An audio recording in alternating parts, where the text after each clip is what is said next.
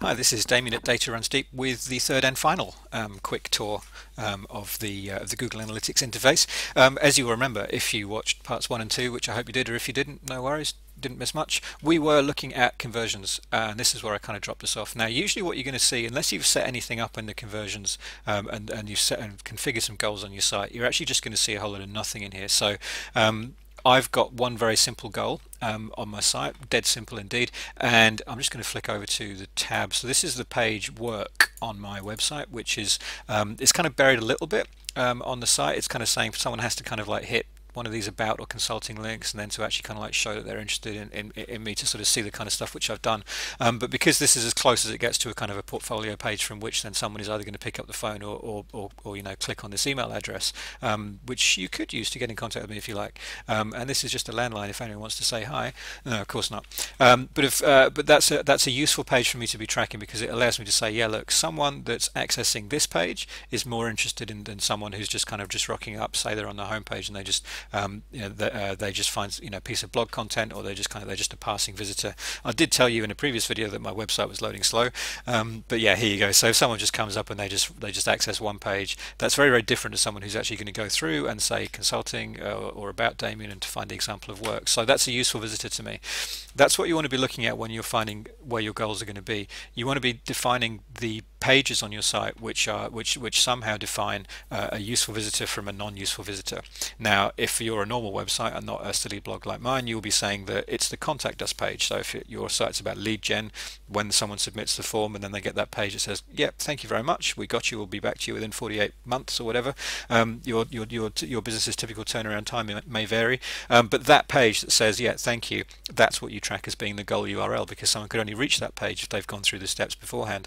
Likewise, if you're running a shopping cart, and you're actually sort of selling products, then when it's like, yeah, cool, we've got your payment processed and that's gone through to our massive shipping cavern warehouse type thing, that's the page that you want to track. You can see what I've done here. I've got the, you know, the goal completion location is work, because that's the address of the page which I want to be tracking. So in order to set one up, you have to head over to the admin box here, and then this will take you to this page, which does change fairly frequently because Google keep moving things around. Thank you, Google. So I do apologize. I do apologize if it's in the wrong place when you're looking at stuff. You want to head over to goals, and you can see what I've done to configure the goal here. I've got view portfolio as a goal, but what I'm going to do, I'm actually going to pretend that the consulting page is one which I want to be tracking. So this is, you know, damienbrown.com/consulting. So when I'm setting up a goal, we'll say that my next one along here, I'm going to call that viewed consulting page.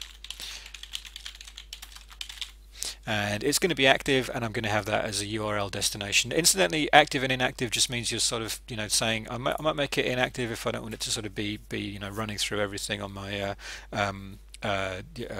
polluting the data, if you like. So if I've got a stuff that's about my viewing the Christmas page and then I see that no one's viewing that, I might just want to kind of take that out until it's Christmas again. Nothing to do with Christmas on the consulting page, so I'll leave it on active, and it's a URL destination. Now here's what's awesome about the new analytics, is that you can just literally start typing, there you go, you just start typing the name of the URL and it will give you that. Yeah, great, I want that, I'll have that as the exact match, thank you. Most of the time you don't need to worry about case sensitive. I can give it a goal value if I like, so I can say, yeah, it's actually worth me worth $1 to me if someone views that page. So, you know, I might kind of say, hey, if there was someone in the pub who said, I've got 10 people in the back of my van who are going to come and listen to what it is that you do, how much are you going to give me for those 10 people? I might say, depending on the pub and depending on the time of the night and depending on how dodgy the van looks, I might say I'll give you $10 for those 10 people. That gives me then a dollar value of one person, so a dollar value of $1 per person that comes and has a look at my page. All right, so that's just like how to get a figure, you know, a figure for this, because it can be really, really nice and useful, if you know, to make a bit more sense around setting up that goal. You can use a funnel if you have like a sort of a special kind of or not, that's not only special, but if there are individual stages that people have to go through, like if someone had to kind of go, right, there's a page about getting in the van, there's a page about going to the pub, there's a page about having someone going in and talk to Damien, then I'd have all of those as different funnels. But I don't need a funnel for this. It's just literally tracking someone viewing that consulting page or not. So I'm going to hit save on this, and then what you'll see after it does its loading thing is I'm now tracking that viewed the consulting page within just like I was tracking the view portfolio, it's there as a goal.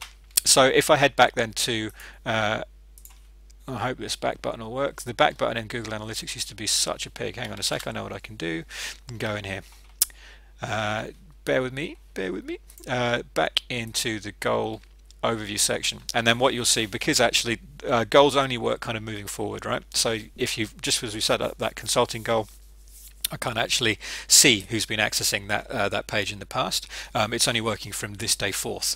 So I have to work with what I've got previously, and you can see that we've got, the goal completion location. 11 people have looked at that work page, which isn't too much really over a whole 3-month period. Relying on that to people phoning up and knocking on the door and stuff. But it does let me kind of like see then where this has been happening and where people have come from.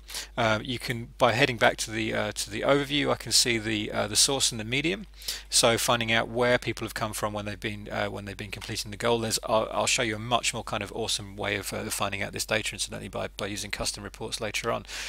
But yeah, you've got 9 people coming through from organic search, direct search coming through. Email sig is something pretty awesome, which I'll show you again about how you can use a custom URL to track when someone clicks on the web address in your email signature and comes on through.